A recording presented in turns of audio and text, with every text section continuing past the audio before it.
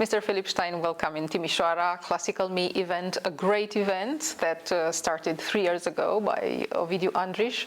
And somehow Romania does need this kind of events because we are not used that the collaboration should be between all the musicians in the country, between all philharmonics and orchestras and so on.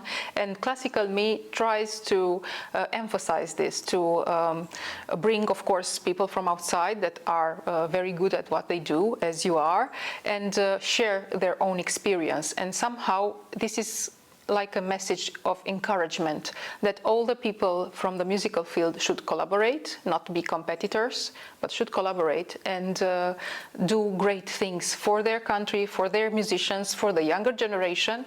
So all the things should be great in the end. So what do you think about Classical Me? I think it's a great initiative, and probably it's an initiative that not only Romania needs. Because what I always experience is that there's way too many people that think they are competitors, and way too many, not enough people who think that I actually have to collaborate. And so it's great that Romania has an initiative like that, where the people from the music business come together and at least get to see their faces once a year or every second year, and know who to call in case of emergency, things like that. So that's a very great initiative. But as I said, it's not limited to Romania. A lot of other countries might need something like that. And sometimes it's more developed in the orchestra world, but with promoters, definitely the competition also in Germany, in Austria, is a big issue, and more collaboration could be for the good of everyone. But what is the right recipe, let's say? The collaboration between all the entities, or is important also to be some competition between them? Of course, competition is good, and competition fosters development. So I'm not against competition, and but there's different ways to compete with each other, and sometimes it's also good to be a competitor but also collaborate in certain fields.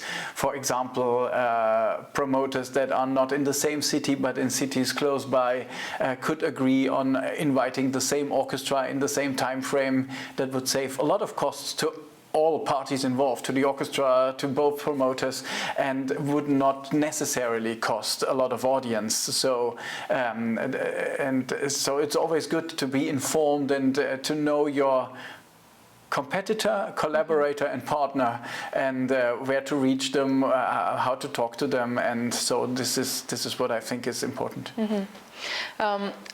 My next question is about you, about your career.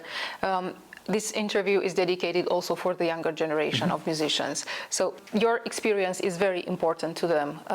It's very important also for us to find out the bad things that you had during your career, and how did you solve them, and how is the musical field developing? It took me very long to realize that I hate to practice when I started studying the piano at university. And this is probably the biggest setback of my career, because if you would have asked me when I was 17 years old what my career would look like, I definitely would have said something like pianist, but I hate practicing, so being a pianist is probably not the best idea. And then it took some time to figure out actually that there's people who organize concerts, and actually there's different fields that you can follow when you're going to organize concerts. And it was quite important for me to learn on the job, and the university learning was just the basics to know the difference between different kinds of music, and to have a certain concept on how to work and how to prepare yourself. But doing the job, being a concert promoter or being an artist manager now, is I learned everything that I needed on the job. And so for me, it was very important to, as soon as I realized that practicing is not my stuff, that I started to work besides being at university, and that's why I finished university only like 12 years ago, but have 20 years of experience in the business, because I made that parallel. Yeah. When did you realize that you didn't want to become a pianist? I'm asking this question because maybe there are young musicians that are practicing at an instrument, violin or piano, and they are wondering about their future.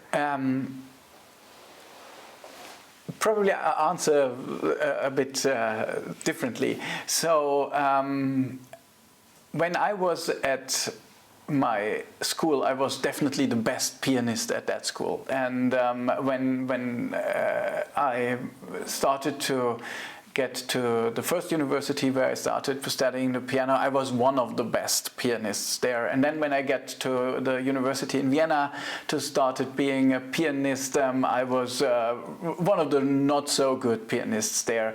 And this could have been something where I could have rang an alarm bell. Like it's really tough competition amongst musicians, amongst young musicians, and it's very hard to get a job that pays off as a musician. So if you want to follow that stony path, then you really have to want to do that. And so it took me like until I was 24 or so to really realize that I can't follow on the career as being a pianist, because the core thing I do not like to do. I like to play the piano, but I don't like to practice, and being a pianist is about practicing, and only some of the time is about being a concert player. So I think this is very important when you follow that career path, that you know that it will be a very competitive part, probably more competitive than most other career paths that you can choose, and that the concert parts that are the playing and fun parts are not like 100% of the time. It's a lot about traveling, about getting to know people, about practicing, and a lot of different aspects that no one tells you at university that they will happen to your life. Yeah, and what are the things that they are not telling at the university?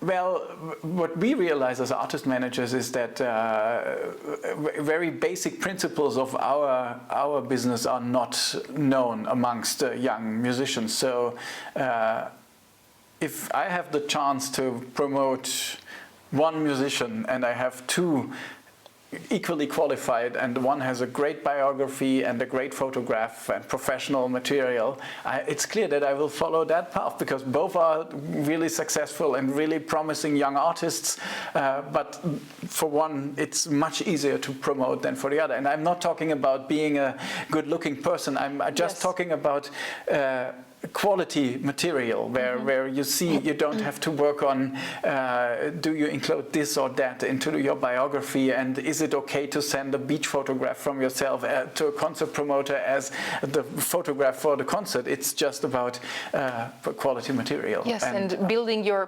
career outside the practice room. Yes, exactly. And then obviously it's a lot of things where you have to talk to people, and you can reach the highest goals as a very introverted person, and that is only great in performing the instrument, but it's much easier if you also can tell audience about what the piece is about, and meet a sponsor and tell the sponsor why he should actually give money to the festival, things like that. It's a lot of importance in those parts, and they are not taught at university. Yes. Yeah, and it's very important, this point of the discussion, because the musicians, the young musicians must understand that they have to learn how to promote themselves. Yes, until definitely. A manager is there seeing them maybe playing, maybe, as you said, you see on the internet a very good portfolio, or maybe a very good recording. So they must learn to get out of the practice room and start building their own careers, making photos, videos, good videos about their performances, and going to many competitions, many recitals, so they will be seen. Yes, exactly. So the quality of the playing is the foundation. Yes. But it's not everything. So, if we as artist managers go to a promoter and tell the promoter about a new artist that we discovered, and she's really great, and she does all the things that you want. The next thing after we leave the room is the promoter goes to the internet and figures out if what we told was right or not. And this is where the quality material comes into place. Yeah, and all these things they have to learn by themselves in the first place, because no manager will come to them after they've graduated music university. No, exactly. Yeah. So, you have to do it by yourself, or you are lucky and have someone who helps you with that. But this is also a core qualification for getting management. Yes. It's very, as I said, it's possible without that, but it's much harder than with the professional materials. But I think many of the musicians would wonder now, if I'm not practicing but promoting myself, am I losing some of my skills? Yes, of course. It's a matter of time management. Obviously, as I said, the foundation is the quality of the playing. Yeah. So, I do think if you have to ask yourself the question, if I can't spare a certain amount of my practicing to my self-promotion, because then I'm not good enough in practicing, then in playing, then probably the foundation is not good enough to have an international career, because all those things will happen. Sooner or later you will be on tour, and there will be a transatlantic flight between two concerts, and there's no chance to practice for those 8 hours. And if you need those 8 hours, you should not consider having concerts abroad. Yeah, true. It was a very, very bad thing to say, but definitely but it's true. Yes. Like that, yeah. What does a good manager looks in a young musician besides musical qualities? Yeah, I think the key issue is that a good manager has patience and has trust in the artist. There are a lot of managers that see the quick possibilities, and a quick possibility probably is not a sustainable way of a career path. So obviously sometimes it works, and then there's a 25-year-old conductor and conducting all the famous international orchestras, and the career is sustainable and will follow a certain path, and no one goes into burnout, and no one has to retire after being 30 for 10 years to refigure out what personality someone is. But if you have a responsible manager, then the manager will rather take a slower career, probably not the 10 most important orchestras in the first 5 years of the career, but more time for practicing, more time for checking out what repertoire actually suits you, what things you need, what promoters are good for you, what orchestra are great to play, and that probably is the longer way, but the more sustainable way. And so this is one thing that is very important when you choose a management. The second thing, obviously, is that a manager always should look into something that the artist actually brings with himself or herself, and not to invent a person that is not actually there, and this is very important that you have, you know, the issues, and you know the repertoire, and you know the interesting and the not interesting things to do, and then you promote those things, and not you think, this is the person that I want to promote, I only have this person as an artist, and somehow I promote this person, and this will follow the path that I promote. Yeah, so a young musician should be, besides the talent that she or he has, to be charismatic, to be authentic. Yes, authentic is very good. Yes, to be sincere. Yeah, definitely. Not build a different image for what he or she is. No, definitely, it won't work. The audience will buy it for some time, but it won't work on a long-term thing. Yeah, definitely not. And and you have to be really careful about the if the easy, fast way is the right way for you, or if you want to have a more sustainable way. It is a matter of personality, obviously, but sometimes things are not as easy as they might seem in the first hand, and there are certain aspects that have to be considered where a second thought is probably not wrong. And also, it's also very good to have someone who gives you advice that you trust, that has no financial interest in you, because an agent sooner or later has a financial interest because he wants to get paid for the concerts that he promotes for you. Yeah, it's very important that you said the difference between a manager and an agent, because maybe young musicians doesn't know what that means. Maybe for them an agent is like a manager, but it's totally different. Yes, of course. Also that is different, and also a friend is a third person that is completely different, and it's good to have someone you trust to discuss. Exactly, obviously. to have a relationship with that person, a good one. Let's say I'm a musician and I just realized that I don't want to play piano anymore, and I want to go and I want to go to the manager path to be a manager in the future. What should I have to do? So I think for being a manager, you definitely have to know a lot about music, and so if you have been a pianist and been only specializing in piano repertoire, then you have to learn something about other instruments and about orchestra repertoire, and get to know the specialities of that, because I often figure out that young musicians following one instrument path, they are very limited in their general knowledge of music, and managers and promoters have to have the knowledge of general music to figure out what is actually going on with an artist, or what are possibilities for an artist, or what are things needed by a certain promoter.